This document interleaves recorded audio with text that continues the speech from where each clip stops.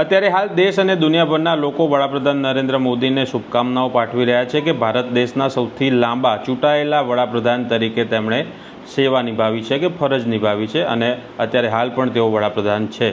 તો આની અંદર બીજી વાત એ પણ થઈ રહી છે કે જવાહરલાલ નહેરુ વડાપ્રધાન તરીકે તેમનો કાર્યકાળ વધારે લાંબો હતો, પરંતુ અત્યારે હાલ જે વાત થઈ રહી છે તે ચૂંટાયેલા વડાપ્રધાનની વાત થઈ રહી છે।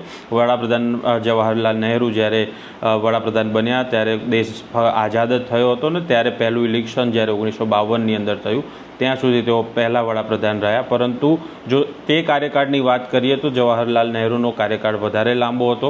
અત્યારે હાલ વડાપ્રધાન મોદી અત્યારે પોતાનું જે ફરજ છે નિભાવી રહ્યા છે, અત્યારે પણ પોતાનો પદભાર સંભાળી રહ્યા છે, હજુ પણ બીજા દિવસો એમાં ઉમેરાશે। પરંતુ જો પહેલાં ઇલેક્શનની પણ પહેલાંની વાત કરીએ તો ઓવરઓલ જોવા જઈએ તો હજુ પણ નહેરુનો જે કાર્યકાળ છે એ વધારે લાંબો છે।